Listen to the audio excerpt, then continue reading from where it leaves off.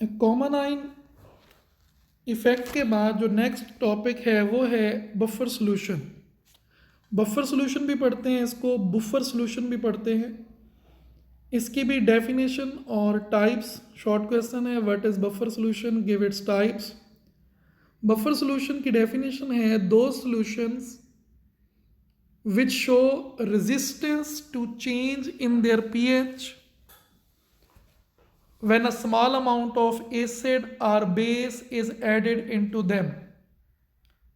यानी ये ऐसे सॉल्यूशन होते हैं जो अपनी पीएच को चेंज नहीं होने देते, पीएच को चेंज होने से रेजिस्ट करते हैं, मज़ाहमत पेश करते हैं जब इनमें कोई एसिड ऐड किया जाता है या इनमें कोई बेस ऐड किया जाता है।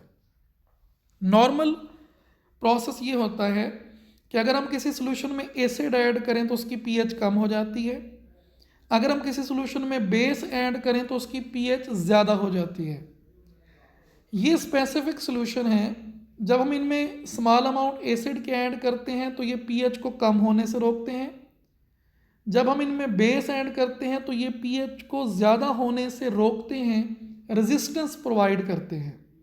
अच्छा, यहाँ पर ये मतलब नहीं है कि ये कंप्लीटली होल्ड कर देते हैं कि ना पीएच को कम होने देते हैं ना पीएच को ज़्यादा होने देते हैं। ये रेजिस्टेंस प्रोवाइड करते हैं, थोड़ी बहुत वेरिएशन आएगी लेकिन ज़्यादा ये रेजिस्टेंस प्रोवाइड करेंगे और पीएच को चेंज नहीं होने देंगे। तो डेफिनेशन है दो solutions which show resistance to change in their pH when a small amount of acid or base is added into them।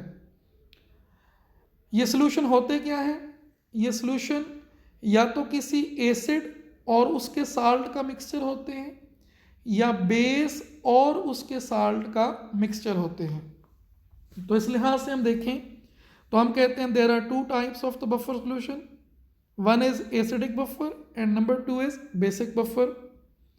Acidic buffers, those buffers that are prepared by mixing a weak acid and its salt with strong base। यानी acidic buffer बनते हैं, आप कोई weak acid लें, for example आपने acetic acid लिया, अब इसका जब साल्ट बनाना है तो वो किसी स्ट्रॉन्ग मेटल, स्ट्रॉन्ग बेस से बनाना है, लाइक सोडियम से बनाया तो CH3COONA, sodium acetate. Weak acid, it's salt with strong base, ये होगा एसिडिक बफर। अब क्योंकि ये एसिडिक बफर है तो इसकी पीएच 7 से लेस होगी। एग्जाम्पल दी हुई है CH3COOH, इसको एसिटिक एसिड पढ़ते हैं, और CH3COONA इसको सोडियम एसिटेट पढ़ते हैं। तो एसिटिक एसिड और सोडियम एसिटेट का मिक्सचर एसिडिक बफर बनाता है। इसी तरह नीचे H2CO3 कार्बोनिक एसिड और NaHCO3 सोडियम बाइकार्बोनेट, ये भी एसिडिक बफर बनाते हैं। तो पहली टाइप होगी एसिडिक बफर, डेफिनेशन एग्जांपल। दूसरी बेसिक बफर, अब इसको उलट कर लें, एसिडिक बफर था weak acid and it's salt with strong base. अब बेसिक बफर क्या होगा? Weak base and salt of it with strong acid. Base weak लेना है और जो इसका साल्ट बनाना है वो स्ट्रॉन्ग एसिड के साथ बनाना है। फॉर एग्जाम्पल हमने NH4OH लिया, अमोनियम हाइड्रोक्साइड, वीक बेस है, इसका जब साल्ट बनाया तो OH की जगह पर क्लोरीन लगा दिया, तो NH4Cl strong base, strong acid के साथ साल्ट बन गया। अब क्योंकि ये बेसिक बफर है तो इनकी pH मोर देन 7 होगी। एग्जाम्पल्स देखें तो NH4OH और NH4Cl और CaOH ट्वाइस और CaCl2, ये दो इसकी एग्जाम्पल्स हैं। अब यहाँ पर what are buffer solution, give their types, ये एक शॉर्ट क्वेश्चन है। और साथ ही साथ एक और बात भी सुन लें, जब हम एसिड का साल्ट बनाते हैं तो हाइड्रोजन की जगह पर कोई पॉजिटिव आयन मेटल जैसे सोडियम लगा देते हैं, और जब हम बेस का साल्ट बनाते हैं तो OH की जगह पर हम कोई नेगेटिव आयन, जैसे हमने यहाँ पर क्लोरीन लगाया या कोई भी NO2, कोई भी नेगेटिव आयन लगा देते हैं। तो ये हमारा आज का लेक्चर था। दो शॉर्ट क्वेश्चन इसमें हमने पढ़े हैं। एक है कॉमन आयन इफेक्ट, डेफिनेशन और एग्जांपल्स, और दूसरा बफर सॉल्यूशन, उसकी टाइप्स, और लास्ट में ये भी बताता चलूँ कि आपकी बुक में इस टॉपिक के बाद है हाउ डू बफर एक्ट्स, तो वो थोड़ा सा कैलकुलेशन से रिलेटेड है कि बफर एक्ट किस तरह से करते हैं।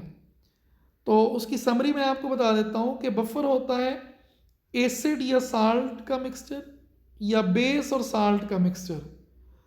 तो जब बफर बन जाता है उसकी एक पीएच डिसाइड हो जाती है, डिटरमाइंड हो जाती है।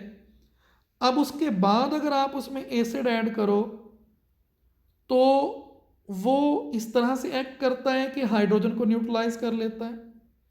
आप बेस ऐड करो तो वो इस तरह से एक्ट करता है कि OH को न्यूट्रलाइज कर लेता है और चेंज नहीं होने देता और अपनी पीएच को रेजिस्ट करने की कोशिश करता है। इसी तरह एक और शॉर्ट क्वेश्चन दिया हुआ है, where the buffers are used, buffer कहाँ कहाँ पर इस्तेमाल होते हैं। तो उसमें पहली लाइन में अगर आप देखेंगे तो बहुत इंपॉर्टेंट लाइन लिखी हुई है, ह्यूमन ब्लड, इंसानी खून जो है वो बेस्ट एग्जाम्पल है बफर सॉल्यूशन की।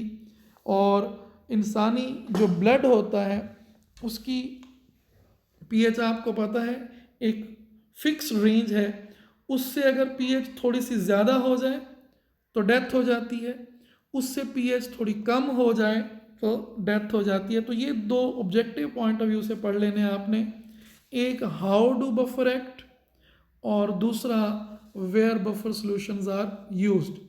हम जब नेक्स्ट लेक्चर में आएंगे तो हम एक और इम्पॉर्टेंट लॉन्ग क्वेश्चन पढ़ेंगे, calculation of the buffer solution, जिसको हम हेंडरसन इक्वेशन कहते हैं।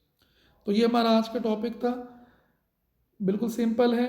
Common ion effect, examples, buffer solution, its types, where do buffer are used, human blood और कांस्टेंट पीएच के solution, and how do buffer act. उम्मीद करता हूँ कि आपको ये समझ आ गई होगी, बुक से पढ़ेंगे तो आपको ये सारा कंसेप्ट क्लियर हो जाएगा। अल्लाह हाफिज़।